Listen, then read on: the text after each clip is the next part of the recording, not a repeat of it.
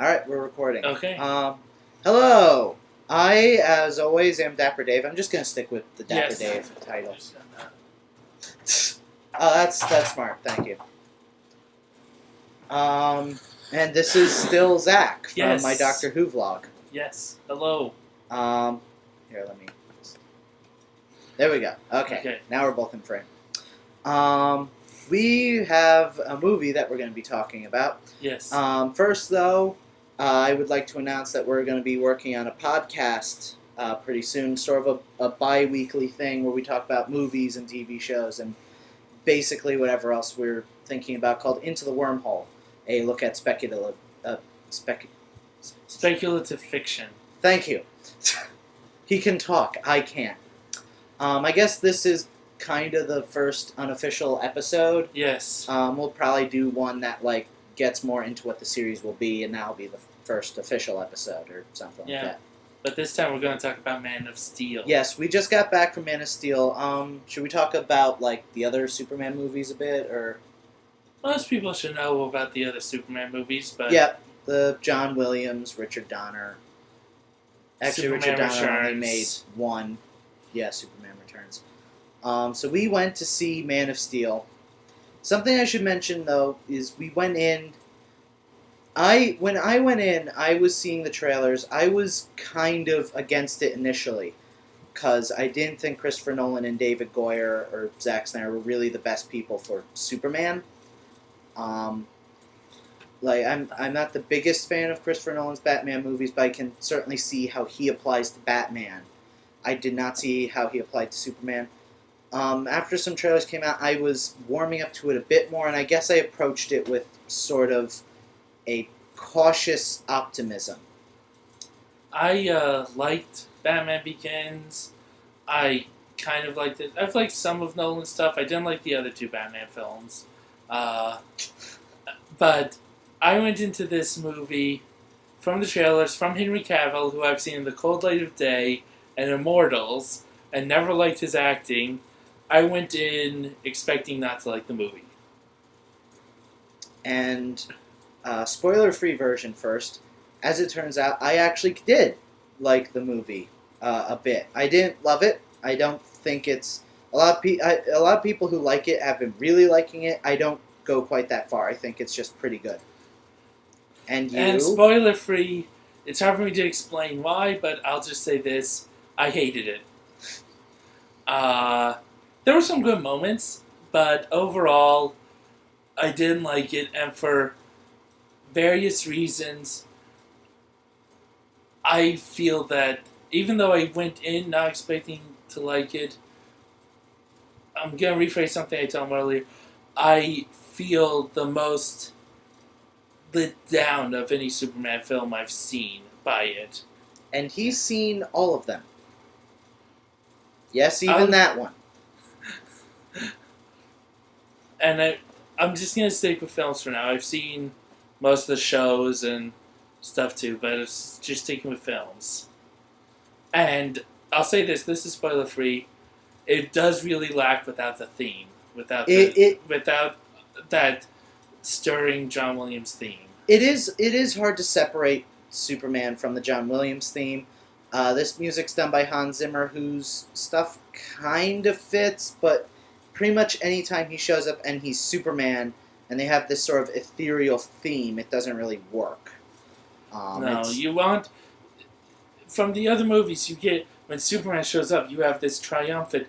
Dun, dun, dun, dun, dun, dun, and it really stirs you. This time, it's not that. It doesn't... I appreciate that they're not trying to mimic the John Williams theme and make something that would very clearly fall short. But no, the Hans Zimmer's music here is not as good. I think that's fair to say. Although now the Hans Zimmer fans will probably be after us. There are Hans Zimmer fans? Oh, yes. Well, they're wrong. He's among my least favorite movie composers. I don't really have an opinion on Hans Zimmer, although I'm not a big composer guy. So, I don't know. I'm trying to think what we can say that isn't spoilery. maybe I guess like we should just say right now there will be spoilers later on. I guess we'll just say we're gonna get into spoilers. For a not spoiler opinion, I thought it was a lot of fun and I had a good time with it. Zach was. No. I don't No. think either of us hated it as much as we hated Star Trek. It's above Star Trek. Star Trek committed sins. This one was just kind of bad, but not enjoyably bad. So it's better than Star Trek. I'll say this. I'll say one thing. In my mind, they committed at least one great sin in Man of Steel. Okay, fair enough, but we'll get into that. We'll be getting into that. He doesn't really know what I'm talking about, but I think he is able to figure it out. I think I know. We'll be getting to that.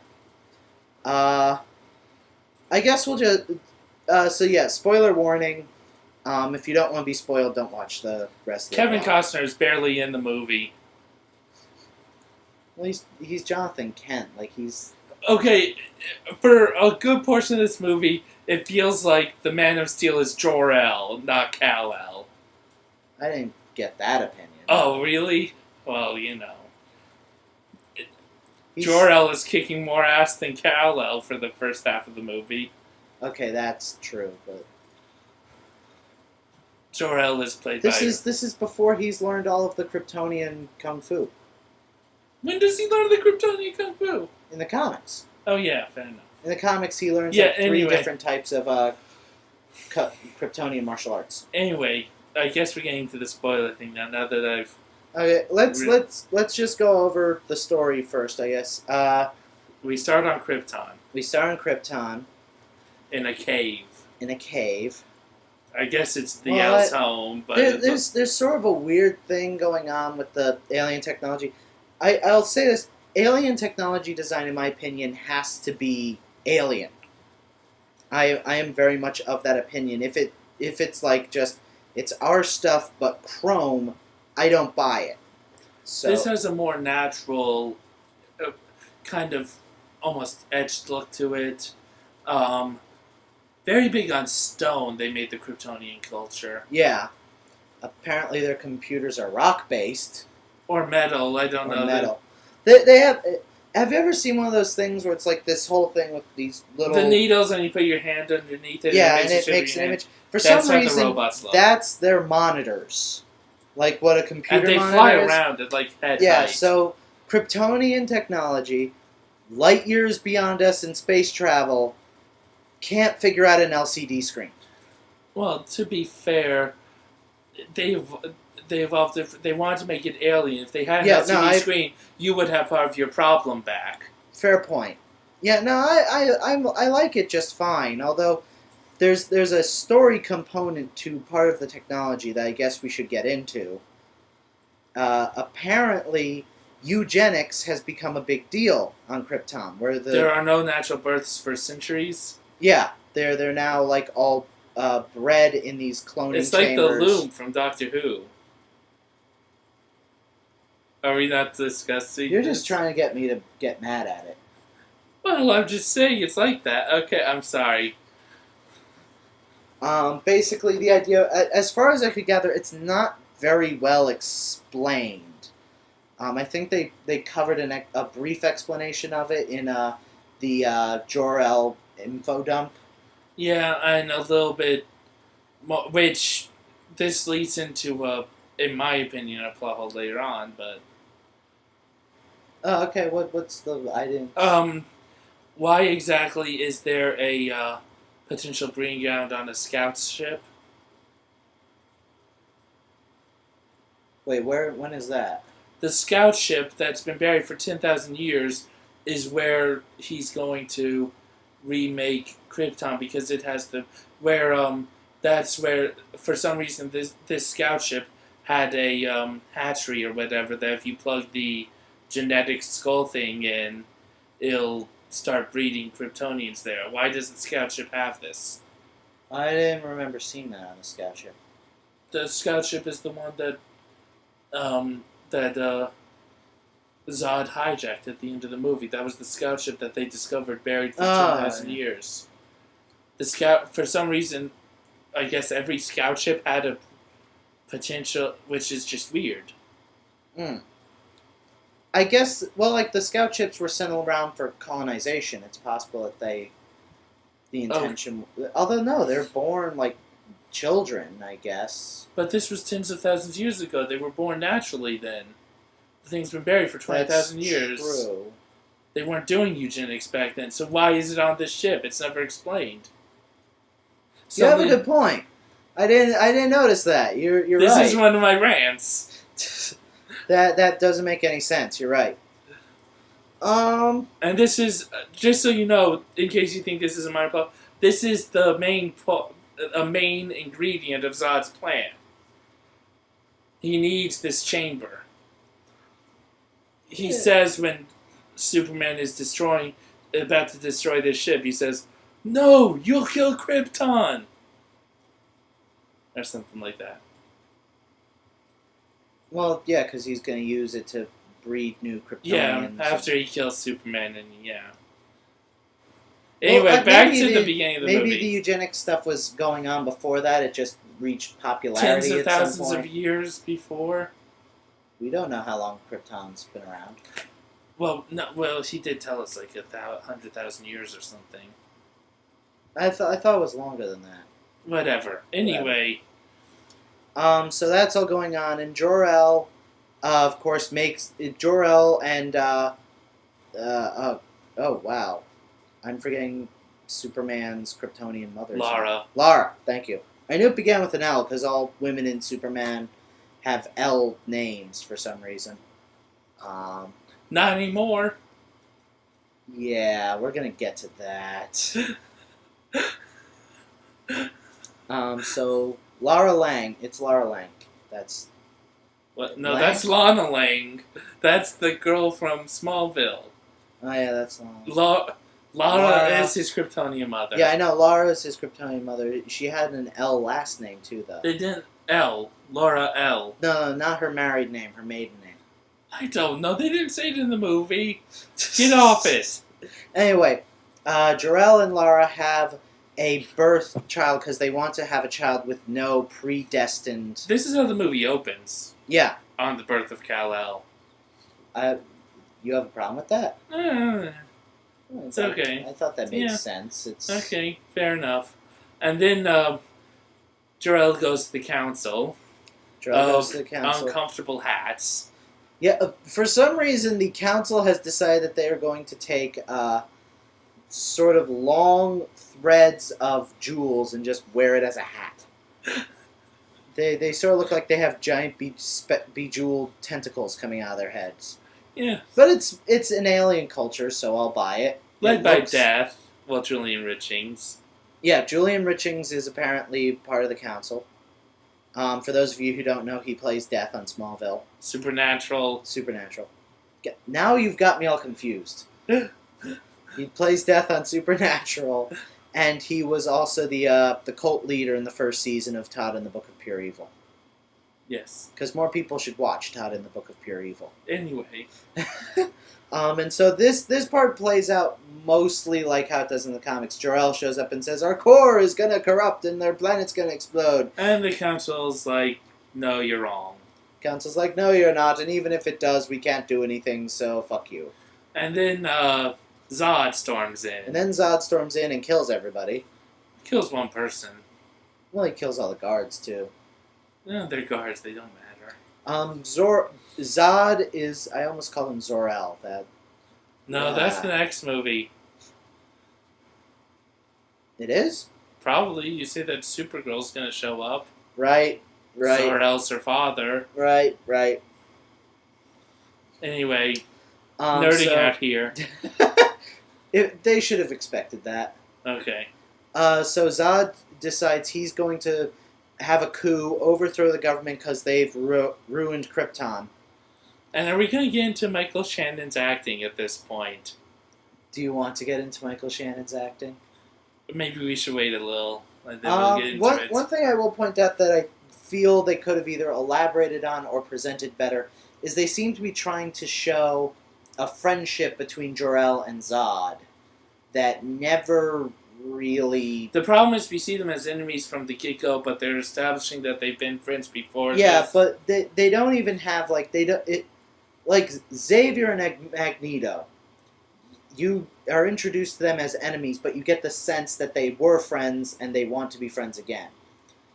In this point, they're so diametrically opposed that Zod wants to cut out certain bloodlines and only have certain Kryptonians. Well, that's living. implied. That's not even really fully stated. It's just Jor-El goes, "Would you do that?" and Zod goes, "Maybe." And here's the other problem. For a lot of it, Zod doesn't really seem evil. Well, he's villainous from the beginning. He's trying to save his planet. He's more relatable. I thought that was a cool move on their part. Yeah, it was okay. Here's my big issue. Why does he have to terraform Earth? Because the ship's there. They can move the ship to Mars and terraform Mars. Because he doesn't care. But then there's no fight between him and Superman. There could be, like, the terraforming process seems to affect the atmosphere and the gravity, but there would still need to be like water and plant life. And there's still water on Mars. Not usable water. The terraforming could make use of that. Well, we don't actually know what the terraforming can do. It's Kryptonian terraforming. I'm pretty sure it could do whatever the hell Incidentally, it wants. this says at the end of the movie turns out to be Zod's big plan is he's going to come to Earth, terraform it, and make a new Krypton from Earth. Using... Apparently, Superman has the DNA of all Krypton in his body. Yeah, because Jor-El put it in there. Yeah, for reasons. We're supposed to think it's in a little stick, but it's actually in Superman. Yeah. Well, no, they showed the skull. Let's be honest here, no one was surprised. Okay. Because they have a scene where, for some reason, the Codex is a skull. Yes. Because looks like a child's skull. Because Zack Snyder thought it looked cool. Hey, that's not the only time skulls show up in the movie. Oh, we'll get to that later. And they show it like being disintegrated and put into Superman's body, but they keep trying to say like, "Oh, the stick is the Codex," and we're like, "No, it isn't." No, the stick is a recording of Jor-El. But the thing that I don't get is they never really explain why Jor-El put the Codex in Superman. Because it had to go somewhere. Why? Why couldn't he just destroy it? Well, because this way, he wants... Jor-El... Okay, Jor-El, even in the comics, has always kind of been a dick. And he... What? I've never liked Jor-El. You don't like Jor-El? Never. I like Jor-El. And especially here, he says he'll be a god to them. Well, he's and he also sabotages Lois's escape pod. No, he doesn't. Yes, he does. No, the what's her face? It only got sabotaged because Jor-El's hologram was blocking her view of anyone approaching. Well, he didn't know that she was going to punch through the... Yes, he did. It was on purpose. Okay, you're grasping at straws now. Anyway, I'm not, but you can say whatever you want. No. Back to that, he wants the two races to grow in harmony. Somehow Superman will have a way to extract the Kryptonian DNA or something. I don't know.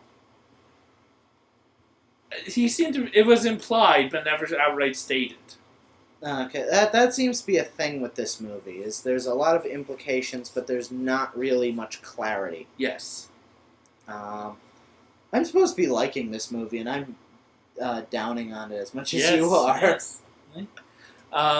So then Zod arrests the council, arrests Jor-El. Jor-El's leaving, and his robot assistant shows up, stuns the guards, And Jor-El leaps on a lion, dragonfly. To be fair, those things beast. were in the comics. Yes. Do they have a name? I don't remember. Okay. But Lion, dragonfly, beast. They were definitely in the comics. Okay. Basically, from this point on, it's just the origin story. Jor-El puts the DNA in his son and sends him to Earth, knowing that he will have godlike powers when he's on Except, Earth. a little different. Zod does kill Jor-El. Yeah, Zod does kill Jor-El. Lara gets blown up with the rest of Krypton. Yeah. Zod, they get imprisoned in the Phantom Zone, which is weird. Well, that's part of Superman lore.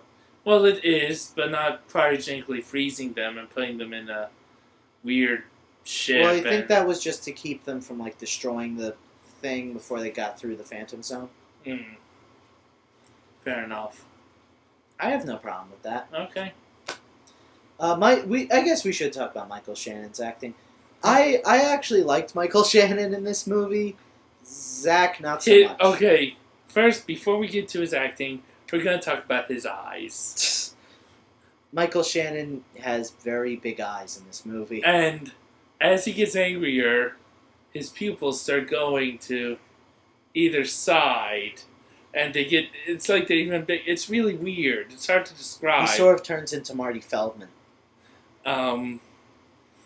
But now to his acting. How much you want to bet no one who watches this is going to have any idea who Marty Feldman is? I don't, so I don't know. What? You disappoint me. Okay.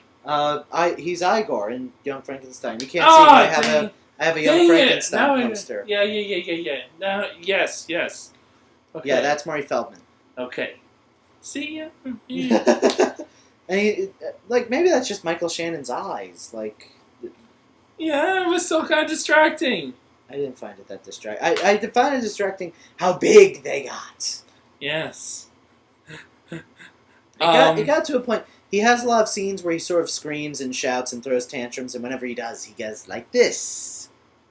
And he's very intense, and he has a scar from where Jor-El sliced him with something. Yeah, and apparently he decided to grow a beard in the Phantom Zone.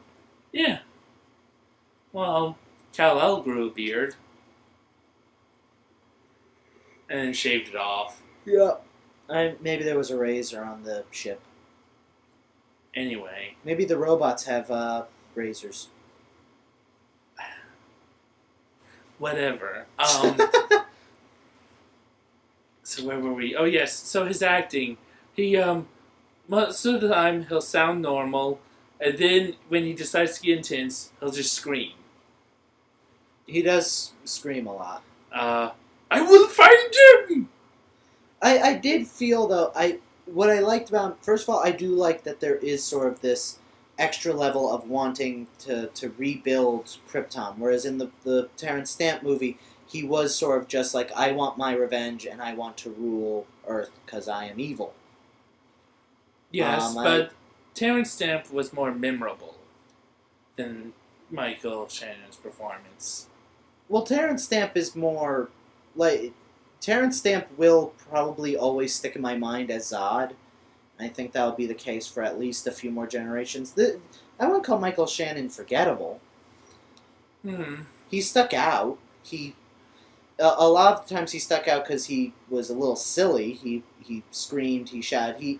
When he got angry, he sort of had the big kid effect, where he's not as imposing when he's angry as he is when he's calm. And he's not all that imposing when he's calm either. I thought he was fairly imposing. Nah, I found Benedict Cumberbatch more imposing as Khan. I disagree. But then again, I can barely remember Benedict Cumberbatch as Khan, so... Okay. And I found this guy... I'm going to lower it. We've got too much headroom, and that bothers me. I found him... I can see people having issues with him, and he's not Terrence Stamp, but I found him... For the movie they were making, I found him very appropriate. And I thought he worked rather well. Okay. The movie, for the most part, right now, plays very much like the rest of the origin story. Superman slowly develops his powers on Earth. He's raised by the Kents. And then he becomes the random wanderer of the world. Yes, with his beard. And he strings trucks up. Yeah, that felt out of character. Yes. To me. Not horrendously out of character. That's not the scene. That is not the scene. He knows. I think by now he's figured out the scene. And I have a rant for that scene. Well, I'm ranting first. God damn it. No, this is the scene where a trucker annoys. Basically, you remember the diner scene in Superman 2? He meets that dick in a truck stop. And then he decides to totally destroy his truck with logs. And yes. I could see him getting out there and heat visioning the tires so that one of them would fall flat or something. Especially since he's trying to hide out. I don't see him. Yeah, here's the thing. When he goes wandering, it's because he's trying to hide out. He's trying to hide his superpowers from humanity because he's afraid of what humanity might do if he... Yes, because Kevin Costner has this great speech going, should I have let those kids in the bus die? Maybe. Kevin Costner's a dick. You want to talk about Jarrell being a dick? Kevin Costner, my fucking god! They'll hunt you down, son. Jonathan Kent, one of the two main moral centers of Superman, is yeah, it would suck if those kids died, but we kind of want you to not get discovered. And then there's the great scene where we see how Jonathan Kent dies. Via tornado. Hold on, that's the scene. Oh, that's the scene. Yeah, that's my scene. Oh. What'd you think it was? I have another scene. Okay, well we'll find that out. That's my scene. I guess I have to get into it now. So way into the movie, we've learned they have another flashback. Most of the Kansas stuff is told via flashback. Yes. In this movie, because it's a Christopher Nolan, David Goyer movie, and they can't make anything with a linear timeline. Yes. So they jump back. By this point, Clark Kent is probably in his 20s, I would say. Yeah, fair enough. He's in his 20s. He's saying he wants to leave the farm. He knows by now that he's not from Earth. He doesn't know where he's from. He found that out at 6 after he asked the question about the... Yes, Jonathan Kent took an impressionable 6-year-old and or 7-year-old after he has saved these kids and told them, well, maybe you shouldn't have saved them. And then he goes and tells them, oh, you're an alien. Yeah, I'm not your father. At least in the comics, in the last movie, he waited till he was in high school. At 7, it's I'm not your father, you're an alien. No, he's 12. Yeah, 10. I'd say 12. That kid's reaching puberty. Okay, fair enough.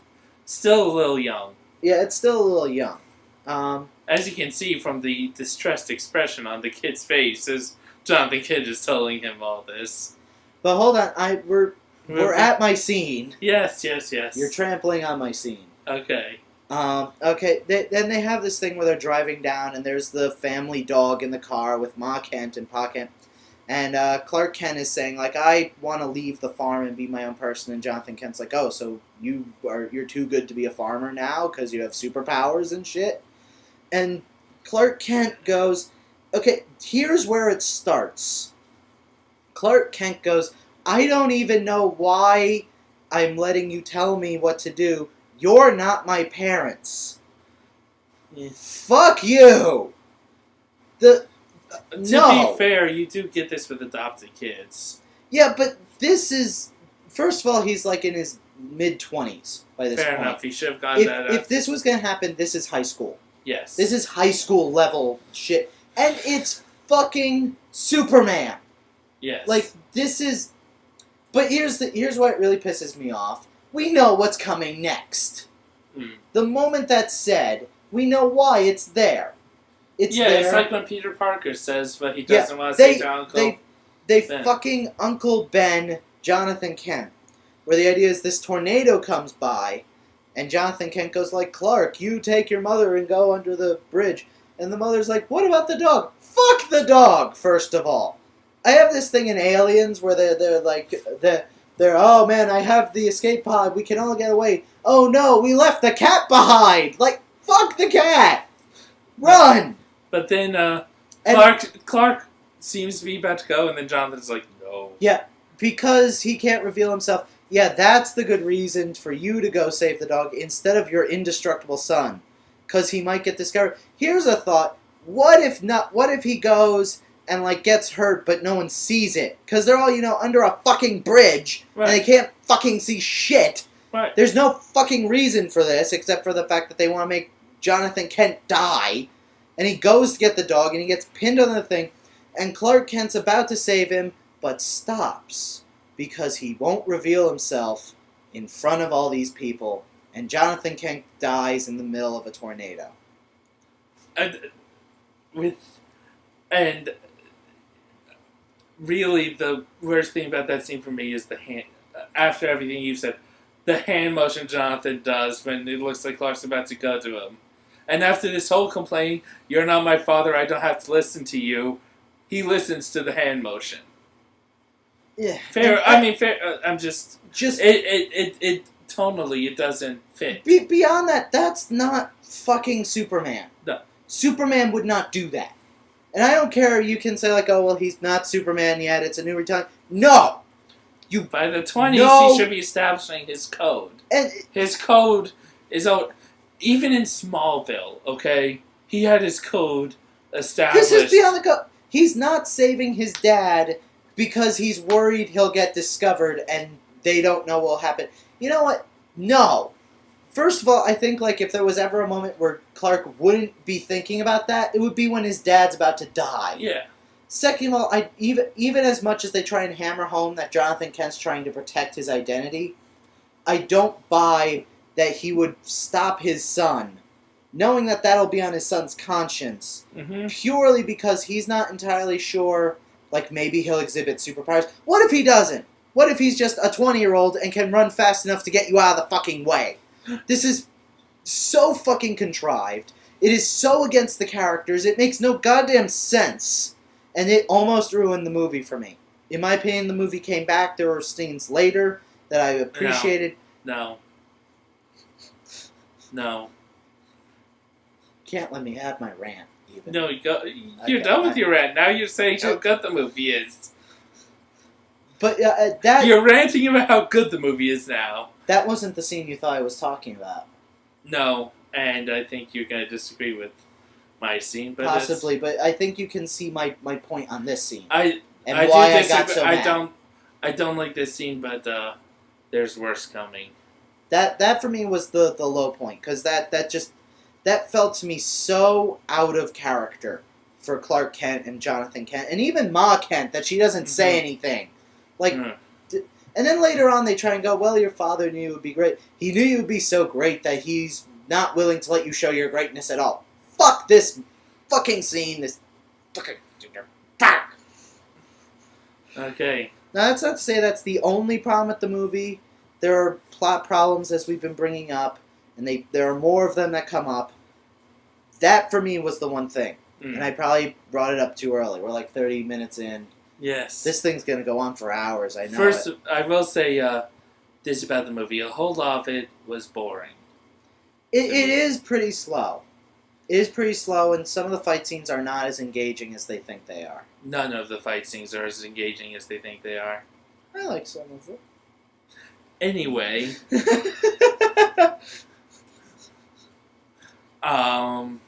So where were we in the plot before I sidetracked us? We were sort of in the middle of flashbacks. Yeah, and Well, so I guess the next plot point would be when the Lois... ship. Yeah. When Lois goes to the North Pole or wherever, they go to Lois, who Arctic for ship. some reason has red hair now. Yes, played by Amy Adams, but that's because we have Ginny Olsen. Yeah, we have Jenny Olsen who has black hair. And we'll get into Jenny Olsen. That's another major problem I have with the movie. But that's later in the movie. And I know I'm riding on the movie now, so I will say one thing. The heat vision looked cool. Fair enough. Like, to me, the heat visions never really looked good in any of the movies. This time it looked good. Yeah, especially the first time Zod used it. Yeah. when it really is. And I know that is like the faintest praise I could possibly give, but it to me, heat vision really is very much a part of the Superman character. Because it's when you think of Superman angry, you instantly think of the red eyes from the heat vision. And so I feel like it's good that they finally got it right. It was like energy escaping. It was really good, rather than just glowing. Yeah, or like even in Superman Returns, they had this sort of like wave thing for some reason, and it didn't look good to me at all. So where were we? Oh yes. So we're on the art shelf, and for some reason it's late at night, and Lois Lane is taking pictures and sees someone walking to the edge of a cliff, and decides I should follow the guy going to the edge of a cliff in the Arctic. You can't complain about this. That's Lois Lane's character. Okay, fair enough. Off the edge of the Arctic shelf? She'd follow him. It was...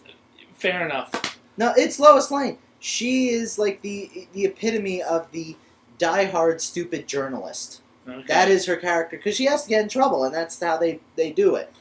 Yes, and Superman wrestles with a security droid that comes out of nowhere. Well, that's really just there so that we can understand that it attacks people, so we understand why it attacks Lois Lane. Yes, and then he puts this magic stick that he got into the... Okay, come on. The magic stick has always been... Yes, fair enough. I'm not... Usually it's a crystal, now it's a stick. Yes, with an S on it. I personally don't think the difference is all that big a deal. No. Except for the fact that usually, like... In this case, he's using it to activate a 20,000-year-old scout ship that was sent out from Krypton. I can't really defend that. I guess I could say Kryptonians have really good backwards capability. Backwards compatibility. Or maybe Jor-El knew where he was going. I don't know. Knew that there was a scout ship. That's possible. They looked for a planet that actually had a scout ship there. Yeah, that may be possible. Whatever. He does that, and then you start seeing images of Jor-El walking off in the distance. I will say... There's no big hologram or anything. He looks like an actual person. Yeah. It's almost like Russell Crowe said, I need more screen time. Talk to my agent, give me more screen time. Well, he would have still been a giant head. Yeah, well, that would have been better than the one. Anyway, whatever. I'm not that upset by it. It doesn't really bother me. Like, here's the thing. If they do... There are some images that I feel like if they had tried to do to match the movies, it would have been clearly fallen short. I think the giant head of Jor-El would have... Or at least make him look more Hollywood. Whatever. Anyway. That is true. I would have preferred it if they had, like, even... Pardon me, just the scene where, like, Superman tries to reach out and it's a hologram. I mean, now they don't really do that. There was the one time when Lois got attacked on the ship, and that woman came right through Jor-El's hologram and disrupted it. But they don't really do that enough. No, it would have been nice if they had done more with that, or if they had set that up at the beginning. Right. But anyway, I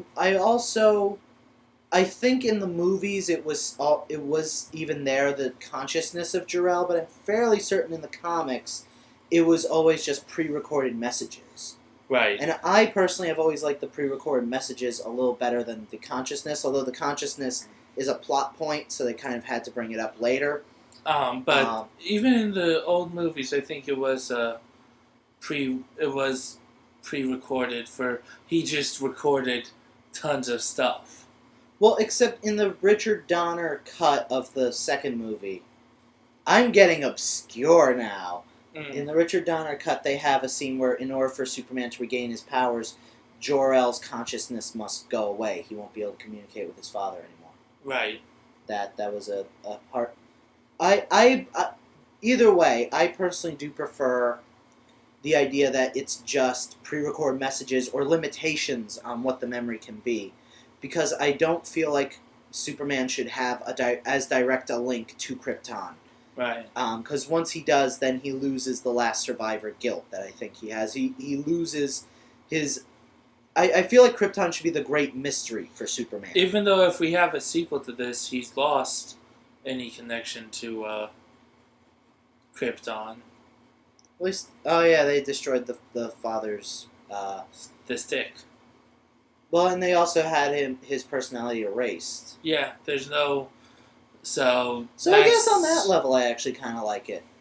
Because the mystique is still there. I guess I kind of like it. I would have preferred it if Superman had been there for his father getting ruined, or if Superman tries to rebuild it in a sequel and then has to give it up for something.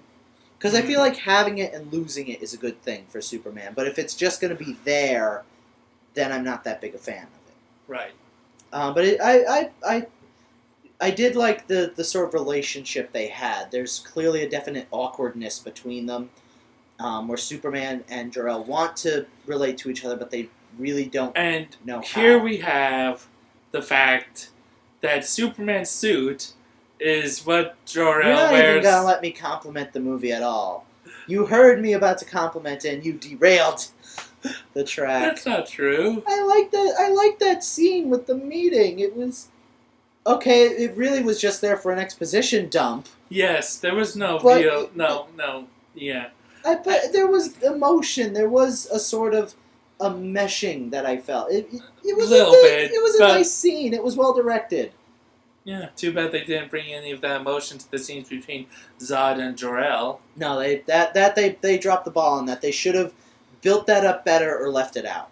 As it is, it feels very Even if unnatural. all they had to do was maybe have before Jor-El goes to the council, he talks to Zod about his plans to try and convince them, and Zod's like, it's not going to work, I have another way, and then you lead. If they just had a conversation before, where they seemed that would have helped. You know? Yeah, just... And then when Zod goes and starts attacking the council, Jor-El's like, well, I can't. Or even, part of like, this. they even could have had, like, Jor-El come across as a bit more concerned when Zod is cooing. Is cooing a verb? Or, like, is cooing Committing a a word? coup. Committing a coup. I like cooing better. You're weird. Anyway, I know. So, the Superman suit is what Jor-El wears under his stone metal armor. Yeah, like the S has always been the correct. Well, not always, but since the new movie and the reboot, the '86 reboot, not the current reboot. But it's fine. So he That's always been like a crest for the L family, and which is fine. But why does Jor-El wear blue and red tights with a cape under his stone armor? maybe it's like family colors. Well, the cape wasn't there initially. Then he's on Earth, and suddenly there's the cape. Well, also, all of the evil Kryptonians have capes, too. That's actually true. Why do they have capes? Apparently it's just a thing on Krypton to wear capes. Yeah, I guess. I guess they were trying to give a practical purpose to the suit. Yeah. I personally prefer it when Ma Kent makes the suit and is incorporating the Kryptonian design Especially into since, because it's like the only suit we have, it's kind of, because what's nice about when the suit is made, when Superman gets really beat up somehow, sometimes the suit will tear and really. That doesn't happen in this movie. That's a minor point, though, so it's not a big deal. But I do feel like the suit being made by Ma Kent does bring Ma Kent into the picture and helping him identify the Superman identity. That's kind of lost. In fact, Ma Kent's really sort of a non-entity in this movie. Mm. She's there and she has a purpose and a role and she fills it out, but she's really just there to sort of translate the rough Jonathan Kent into the intentions of Jonathan Kent. That's her that's her role. Yes. If that makes sense. Because Kevin Costner is a dick in this movie. Are you trying to shove me out? What are you doing? What? No, I'm doing. Need to relax. You need to relax, or I need to relax? You do. I'm fine. So, at this point, now Zod shows up in the movie. Oh, we're skipping a lot then. We are? Well, there's the whole investigation by... Lois Lane tracks down and finds out that Clark finds out who Clark Kent is and that Yeah, he's but the incidentally, mysterious... Superman saves Lois Lane in the ship and then takes the ship away. Is the ship going to be the Fortress of Solitude now? No, the ship is what Zod crashed. Oh, okay. There is no Fortress of Solitude. They're going to need to build one. I guess. I don't, maybe he took the wreckage of that ship and built a Fortress of Solitude. Maybe. I have a problem with something around that, but I'll get to that. Are we going to talk about the singularity? Is that what that is? No. Okay. It's part of the collateral damage. I have Oh, an issue wow, with yeah. that. Because he does try and save humans, except for the collateral damage. And don't you dare tell me that no one died in that collateral damage. To be fair, that's kind of a superhero thing. I'm getting into this. It's one of my major issues. I mean, like, you watch the Avengers and... The Avengers did not have as much collateral damage as this movie. I'm not entirely sure if that's accurate. Okay. Okay. You want me to make my point? I'll make my point right now. Okay. There's a scene where Perry White and Ginny Olsen and Rick Lombard or whatever, jerk guy from the Daily Planet. Yeah, Rick. Yeah. He's always been a jerk, right? Yeah. Okay, cool. I think he also started as a redhead as well, and they changed that. Whatever. Anyway. I remember him with like a red toupee and a mustache. Yeah. Whatever. Oh, we're talking about this scene. But not for the reason. We'll get back to your reason. Okay. When they first get trapped in this alley, it's in... there's buildings all around. After this huge explosion and everything, and this all settles down, there's no buildings left. And they're the only people around. It's a giant plane. All these buildings will evaporate. There was no time for everyone to evacuate.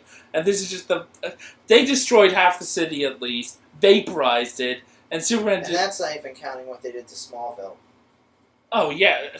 So, I know it's a superhero thing, but Superman didn't even care about those. If he doesn't see them, it's fine. If he sees them, it's another... That's actually a good point. Something that I did find really odd is Zod at one point lands on Earth and is attacking his mother to find the Codex, which is in Superman, but we don't know that yet because the writers don't think the audience can figure that out. Yes, anyway. And Superman pushes Zod into town. He was out of town. He could have punched him into the cornfield. Into town. Yes. The fuck, Superman? He actually brought him into town, so... I actually did like that fight scene, though. With the... It was okay. Well, one thing I did like is they had... Here's the problem. That fight scene set the tone. That fight scene was every fight scene. It was okay the first time, but then we see that fight scene every other time we have a fight scene. Nothing changes after that. Every fight scene is the same. It doesn't get grander. And the problem. And the soldiers are idiots. Yeah, here is my impression of one of the soldiers. Oh shit! The 80 times I've shot her hasn't worked. Let's shoot her again! Or let's pull a knife. Okay, that I think was just like an honorable death type thing. That's fair enough. And also, I did have... I know it was probably just a reference, but we have... not that we ever see the other guy's face, but when we have this showdown in the town where we have a woman, evil Kryptonian, and a giant big guy. And I felt that was a reference to Superman 2, but... I think that might be... The woman is definitely a reference to Superman 2. And I think that was supposed to be Norn or Nom or whatever his name is. Nog. Nog? I think it's Nog. Okay. The big guy who doesn't talk. Except he's less impressive in this movie because... Well, we never see him. No. He's just wearing the Kryptonians wear this armor. This armor with like a breather that for some reason has a mask portion. Yes. Like it turns into a mask for some reason. And, like, Superman isn't used to Kryptonian atmosphere. The Kryptonians aren't used to Earth's atmosphere. I actually thought that was kind of clever. It was. I wasn't getting if the powers... It seemed some of the powers came from from the sun and some came from the Well, I atmosphere. think that here's the way I think it works, and this is actually in the comics, so they Okay. are basing this on something. Part of it's gravity, because they're basing the flying That's the off of punching and the off of strength, and the leaping. I think is based on the lesser gravity of Earth. They bullshit through it, like they eventually developed flying because of that, but that's what it's based on. Radiation is a part of it, but also the atmosphere needs to be thin enough and healthy enough that they can survive in it, and for the radiation to get through to their body, for them their cells to absorb the radiation. Okay. What I would like to know is how they knew how hard they could punch, like, immediately. Because, like, even Superman wasn't really aware of his strength when he first got it. It took years of training for him. And that's not in, like, just the comics. That's in the movie. Right. So that is a bit of a plot hole. And Except for a while, they were probably just laying loose. So for a while, I was like, wait, why aren't they, like... When Superman first gets his power, he has sensory overload, where he's, like, going through X-ray vision and VR vision and they get that when and, their masks... and possibly a bit of telepathy. It's not really clear. Right. And They get that when their masks are disturbed. Yeah, but like when that first happened, I'm like, wait, why isn't that happening? Oh, the helmets. The helmets are protecting them. That I thought was clever. Hmm. They saw the problem, they realized the problem, they fixed the problem, and I had no problem. Okay. And I liked that, like, he could use that as an advantage. Like, Right. just take up, like, if he could find a way to damage the helmet. Now, Yeah. the problem is, it doesn't really pay off, because then you have a scene where Zod's like, okay, well, we'll fix this temporary problem, and you think the next fight scene is going to be more epic because he doesn't have his out, but it really isn't. Well, it kind of is. It starts off as being cool, like, oh my god, he's not weakened anymore, what's he going to do? Oh, he's going to punch Superman. Okay. Like that but we have to go back, because we skipped the whole hallucination to Zod going into Superman's head. Yeah, they have a scene. Zod shows up and he sends an ultimatum out where they turn in Kal-El. Incidentally, do we want to talk about the interrogation scene? Because I actually thought that was a pretty well done scene. Fair enough. Okay. After Zod makes his ultimatum to turn over Kal-El, Superman turns himself in. Gets handcuffed. And he gets handcuffed. It's just symbolic, though. Like, even Superman goes like... And then we have the marching scene that we've done with Loki, and we've done with... Well, this was in the posters, so we knew it was going to happen. Yeah. And it's not that big a ripoff. The tone is very different. Yeah, fair enough. It's not like Star Trek where they do it, and it is them taking Loki in. Okay, fair enough. But he has to talk with Lois Lane. But here's something that I liked. Okay. Henry Cavill, for the most part, I think is kind of an underwhelming Superman. Or he's an underwhelming Clark Kent. He's an underwhelming not costume figure. He does not exhibit enough personality for that stuff to work. He does not come across as either alien or out of touch enough for those scenes to sell very well. But one thing I think he does very well is he does the Superman persona very well that Clark Kent puts on when he's Superman and he's around other people, where he's strong and stern, but he's not condescending, and he has a bit of a sense of humor and showmanship. Like, I do like that he's willing to joke around with Lois Lane, and, like, when they apply pressure, he shows them, like, see these handcuffs? Psst. What you gonna do? I thought he was very good with that, and I like that scene. I'll say this. I admit that he was okay as Superman for those reasons, but I mentioned before that I've seen other movies with Henry Cavill. He got some of his whining in. Not a whole lot, but Henry Cavill... Oh, come on, it's Superman. He's allowed to complain. Henry Cavill doesn't impress me as an actor. Okay. Brandon Routh was better. I'm not sure I'd agree with that. Not as Superman, but in other bits. It's hard to compare, but I didn't like Henry Cavill mainly because I haven't liked him in anything else, and he didn't bring anything really new to this. That is the thing, like, before he became Superman, I was like, this guy has no personality, and he doesn't. And that helps with the Superman thing, because the Superman persona doesn't have a personality. Oh, I disagree with that. The way he played it, he didn't really have that much of a. It was okay. Again, I disagree with that. His Superman persona, it's sort of a very basic personality, but it is a personality. It is Yeah, it's a like thing. personality type A. He's presenting an ideal of the American hero, and I feel he does that very well. He's not condescending, but he's firm. Fair enough. And I felt he came across very well as that. Okay. I will agree with you though that I was waiting for him to do something new with him as a person, and I don't feel he does. No. And that's a big deal because the writing's not a problem there on that level. The dialogue is occasionally pretty cheesy. I think we can admit. More than occasionally. There are a lot of lines that were designed so much for the trailer that it's actually kind of painful. Yes. The island speech. You've heard it in the trailer. Listen to my voice. Pretend it's an island. Like, fuck you. Like a 5-year-old's gonna buy it. Like a 7-year-old's gonna do that. But the dialogue, his dialogue is not what brings him down. It's not like a guy giving a performance that's bad because there's no character in the dialogue. There is a character there. This guy just doesn't really know how to reach it. Mm.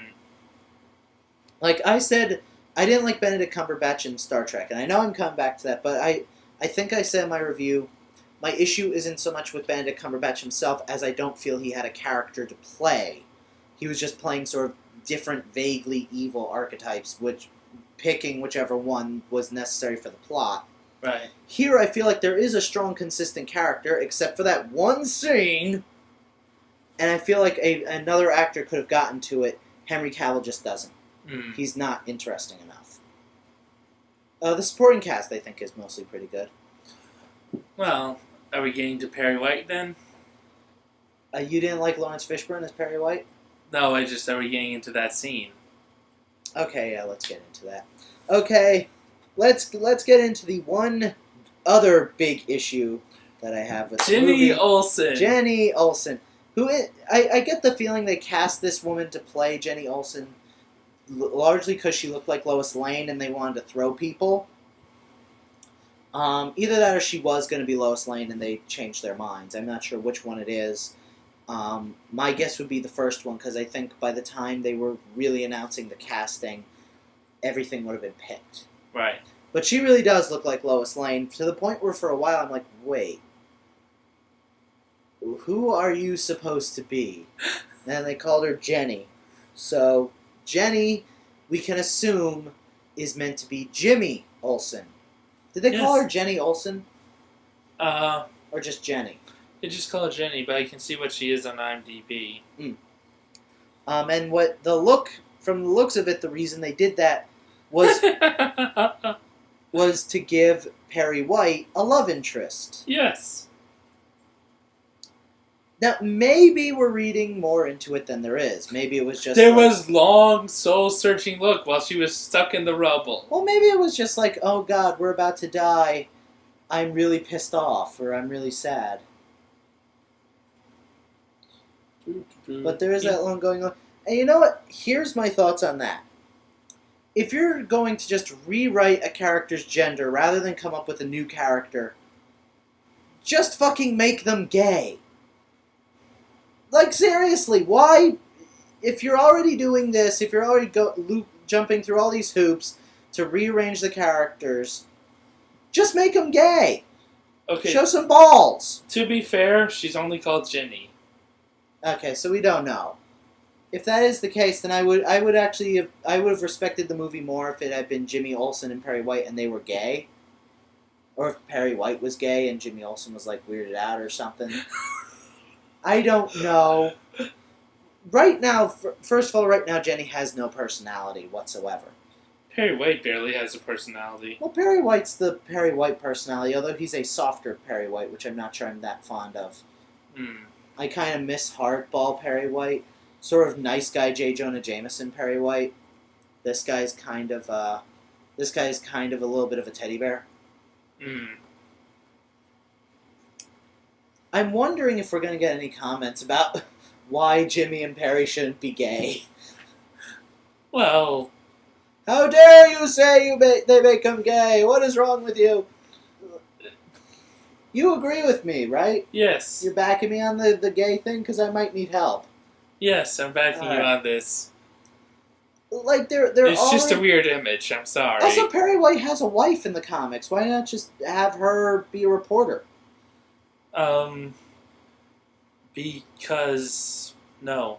Or if you couldn't, maybe this is like just we can't think of anything for Jimmy to do. Okay, fine, make him gay. Or just You know, you don't need to make a big deal about it either. Just have it be there. They're not major characters. They barely have anything to do in this movie. I assume they're really just there to set up for other installments, which I don't mind, incidentally. okay. No. She's apparently someone caught a picture of her ID badge, and her last name isn't Olsen. It's not Olsen. No. In that case, I take back everything I have said. Except they just added a new character out of nowhere Yeah, I know. and took Ginny. Oh, really? Like, maybe if she just becomes Jimmy Olsen, like she becomes the go-get-him photographer who ends up following Superman around, then I might mind. But if she's just there as the sexy intern, I don't care. Whatever, have that. That's fine. Maybe Jimmy Olsen will show up later. We don't know. Okay. Like, you're free to debate me on this. That's just my opinion. Fair enough. Okay. So we take back our entire Well, argument. I don't. I'll wait and see for the next movie. Right now, judging this movie as it is, it's another nail in its coffin to me. That they don't have Jimmy? And they have this Ginny character who's integral to the core staff of the Daily Bugle. Mm. What she knows Lois, she knows Perry White, and she knows the jerk face. Well, she's an intern. Yeah, but she's in that group. Also, which, like that's like saying how dare Batman the Animated Series create Renee Montoya? Like, you know, no, it's a totally. Except for Renee Montoya wasn't taking the place of a. well, we don't know if she's taking the place of an established character. I'm judging this movie on its own credits without any other movie. This movie standing alone seems to. So that's what we're doing, okay? Okay, but I'm saying until I know more, I don't feel fair to judge her. Well, you know me. Am I judging? Yes, right? you're very judgmental. Yes. Another nail in the movie's coffin. Okay, well, you don't like the movie anyway, so what's this anyway? This is just a drop in the bucket. It's Yes. fucking nothing. Yeah. But I actually I did like a lot of this movie. Or, well, a lot might be. I liked more of it than I did like. I'm not making a good case for this movie, am I? No. And, so, I thought it was fun. there's a singularity. Stuff blows up. Stuff blows up. Well, they come up with this plan where they're like gonna open a new portal to the Phantom And Zone. it takes this doctor. They're going to use the ship Superman came in to fly into the other ship and do it. And they can't figure out why the key's not going in until he realizes you have to turn the keyhole or something. Well, you have to turn the ship. No. Yeah, Richard Schiff figures that out somehow. And then he dies. And he does. And that is something that I thought, like, I'm like, wait, so all those people, they have to die, but Lois Lane, she gets to get saved by Superman. Yes. That's fair. Yeah, Knife Guy dies. Sorry, Richard Schiff, your boobs weren't big enough. And sorry, Knife Guy from Law and Order, I think SVU. Mm. Maybe not, maybe Law and Order, whatever. No one cares. Some people care. Law and Order people care. Whatever. And wait, it was me. It was. Oh yes, and we had Zod in his crew of rebels had a scientist. Yeah, apparently from the German part of Krypton. And Because we need Nazi Kryptonians. Sorry. Nuts. I'm wondering if the dog's going to be Crypto. Because I It's think not wasn't Crypto. like the whole point of Crypto that radiation came from Krypton and endowed him with the power. I want Crypto, okay? Crypto was cool. Just relax. And then we got a guard dog for the Fortress of Solitude. And so Zod then kills the hologram of Jor-El Yeah, kinda. and drives the ship that we talked about with the way to bring back Krypton on it, which doesn't make sense. Incidentally, I did find like the aerial battles with the ships that I actually thought was pretty cool. And like in the things coming down, I will say the way that some of the action scenes are shot, it's all shaky cam and overexposure. It's all shaky cam, and rather than Zack Snyder doing slow mo, it's almost like he's doing fast mode now. Yeah, it is at times very hard to follow. Although at the same time, I never. Unlike a lot of movies that do this, I never felt like I didn't know who was winning or where we were in the fight. Well, we know who was constantly losing, the collateral damage. Yeah, we talked about the collateral damage. Yeah. Did we talk about the one scene you wanted to talk about that you thought I was going to talk about? Well, I wasn't sure if it was yours. I actually thought that your scene might have been that scene. The collateral damage? No, I have a scene. I don't know. I'll get to it. It's not really that big a deal. You just do it now. No. So do it now. Well, it's not that big a deal. And it's not like I have an issue with Superman snapping people's necks. Oh, that's it. It's not killing him; it's snapping his neck. That you probably disagree with me on this. I feel uncomfortable with a Superman that can snap someone's neck. I feel very uncomfortable with a Superman. He's done it before. When? In the comics. Yeah, when in the comics. Details. Details. Wasn't there the thing where no, that was Wonder Woman. I feel like he's definitely snapped necks before. I'm Googling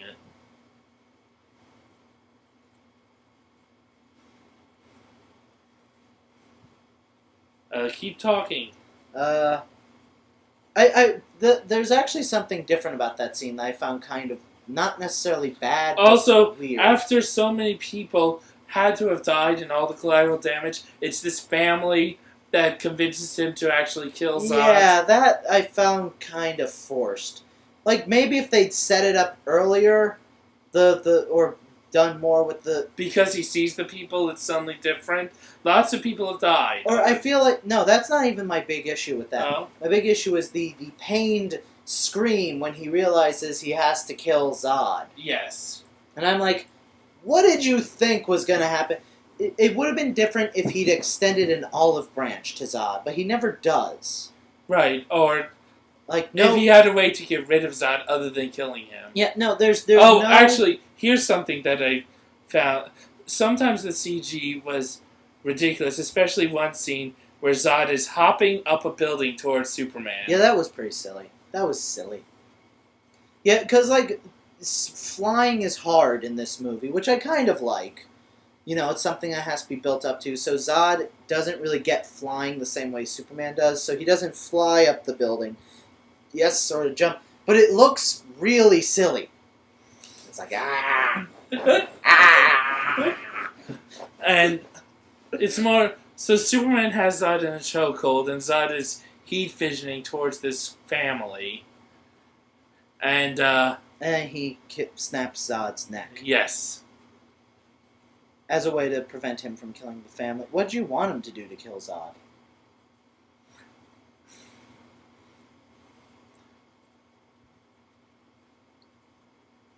I'm not entirely sure I get why the snapping of the neck is so... I would have preferred him to strangle him to death. Oh, that's much better. What? That is so far less brutal and creepy. He already has him in a chokehold. So he snapped his neck, and he did it very or I don't know, and maybe painlessly. Is snapping the neck's I painless? don't know. Think it is. More, I was actually the main reason I'm upset with the snapping of the neck is I was at this point in the movie. Now that we've brought Zod down, this fight hasn't reached epic proportions. I was hoping at this point in the movie for him to somehow, I don't know, put his hand over. And the main reason I'm upset about him killing Zod at that point is the fight hadn't gotten epic yet.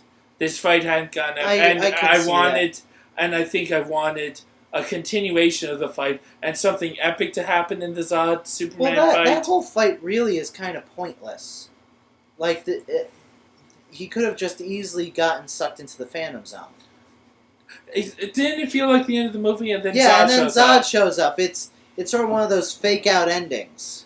And so for a fake out ending, it's an anticlimactic fight with Zod that ends up snapping his neck. It is kind of disappointing. It would have been, if you wanted to do it, change the timing around a little, and maybe have him and Zod fighting as slow down the hey, we'll mess him aside. It's a Zack Snyder movie. Why is there no slow motion? Slow down the thing sucking in the Krypton things, and have him and Zod fighting on top of all the ships or something. Yeah, and then have him at the end, or again, punch Zod into the. Here's something I don't understand why they do. He flies over to Zod, and Zod is expressing this pain and anger, and you expect Superman to give one of his. There's still time to change. You can. This isn't that Superman, though. We can save humanity together. I know, but it should be. That's part of Superman. No, this Superman does look for punching instead of peace. The peace solution. I feel like also then when he has to kill Zod. Right now, when he has to kill Zod, they try and make it a really big moment, but it doesn't feel like it's coming from anywhere. No, they could have had a bigger. I think that you could have easily shaved 30 minutes off this movie. Yeah, pretty much. And it's a 2.5-hour monstrosity. It didn't feel that long compared to like some other movies. What I think was, as I said, epic fight on the ships as the singularity is forming or whatever, and then maybe have Zod have Zod about to fall in and Superman offer some conversation then, and have Zod die in the... Or just have Zod get sucked into the Phantom Zone, and then you have him as another villain if you decide you want to bring him back. Right. By the way, did you notice that there was LexCorp on a lot of stuff? No. Like they're throwing trucks at each other in the LexCorp trucks. Oh, okay. Yeah, so Lex Luthor's coming. Yes, hopefully he'll be more intelligent than Zod.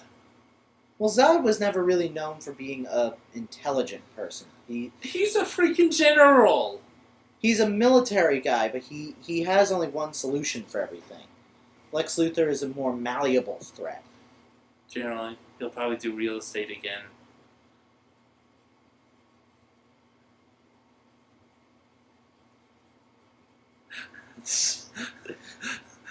No, oh, and I did feel that we were slightly ripping off, Superman Returns a little in one bit.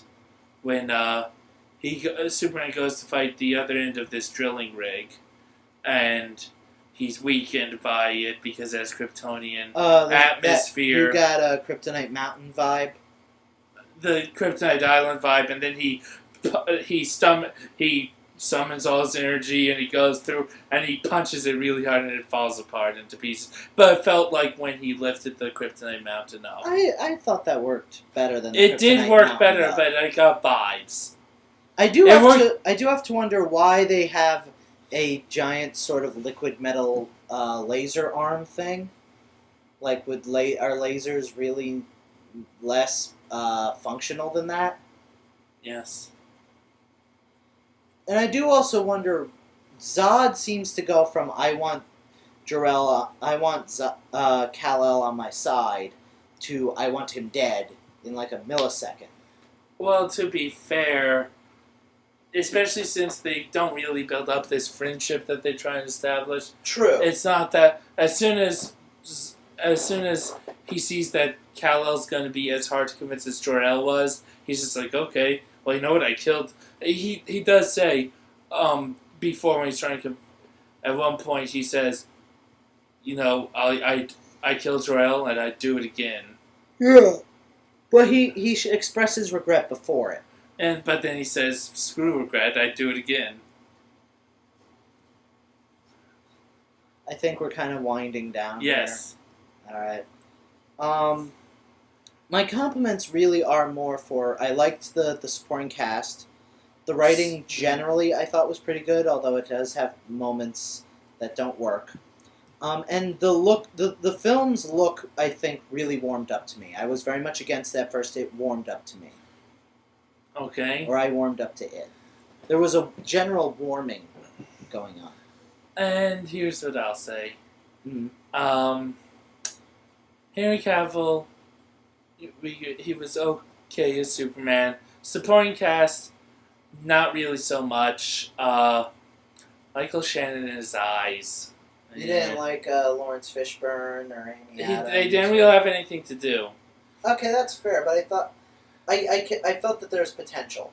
There's potential, but I am looking at this as a standalone movie, and right now, they did nothing, really. Okay, that's fair, I guess. And this is my section. You can... look at the movie, never warmed up. There was never a warming with me towards the movie. Slightly in the beginning, some of the flashbacks and the origin story started to get me there, and then, no, lost me, never got me back. And overall, I would say it was a disappointing movie about a flying man. That's about it. Okay. I won't even call it a Superman movie. So, odds are you've either seen the movie already, if you sat through all of our spoilers. We gave away the whole movie, so I hope you did. But,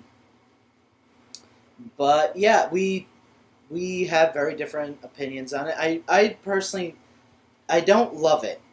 I think, like, I've been hearing a lot of people getting very excited and very happy about this movie, and I'm not seeing it. Really, I'm seeing more potential for future installments, and I had a lot of fun. That's kind of all I've got. You want to sign off, or? Yeah, so, signing off from this, he's a sucker for movies. I'm not, apparently. I'm Zach, he's Dapper Dave. See you next time. Bye.